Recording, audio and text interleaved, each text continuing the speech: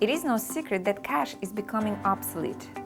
However, TIO Networks, a global leader in payment processing and a company built on the use of cash, did over 9 billion in transactions last year.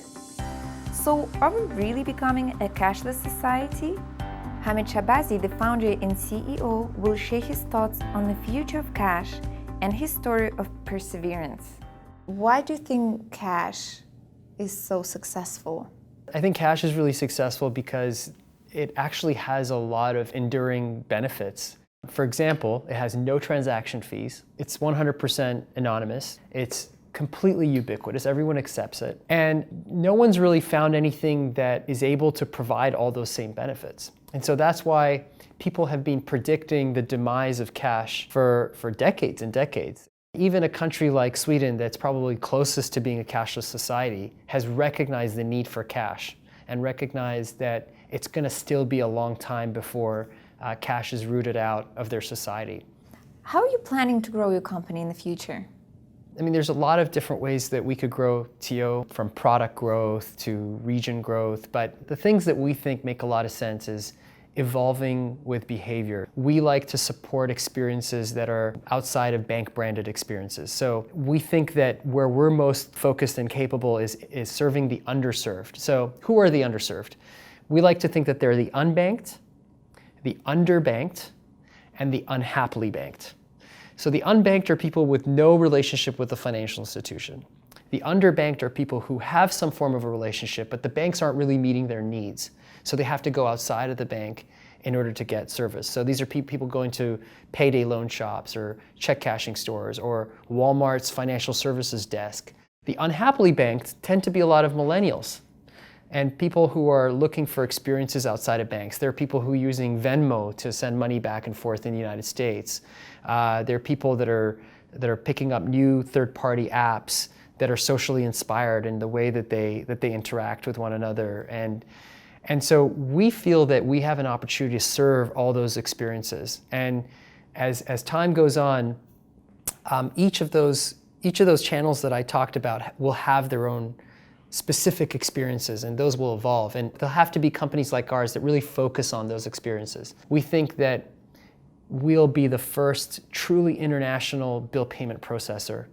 Pardeep, you've been covering TIO Networks for quite a long time. What you like about the company so much?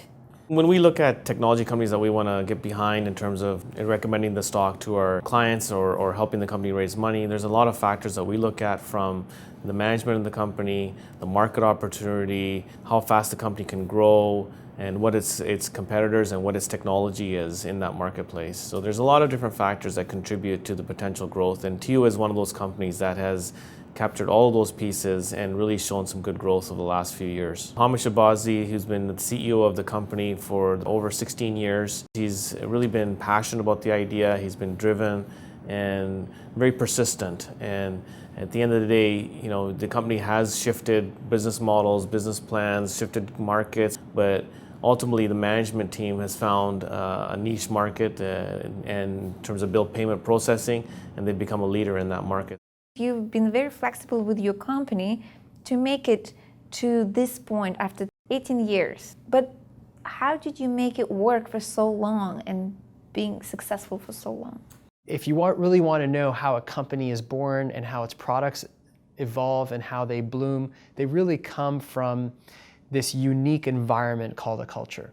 Our successes have been a product of our culture, and our failures have been a product of our culture. We do feel really blessed to be in the position that we are in terms of having the success that we have and having a company that generates over 100 million in revenue. But it took us a long time, and one of the reasons why it took us a long time is because I think it took us too long to fail and pivot. And so some of that came out of fear of failure, because when we had a focus on a particular business plan, we were so intent on making sure that we don't fail that we perpetuated the wrong business plan for a bit longer than we should have. If you want to operate a healthy company, I think you have to always be willing to understand that your business model has to dramatically change. You have to recognize that business is about disruption and is about change. And either you're the agent of that change or the market will disrupt you, will change you.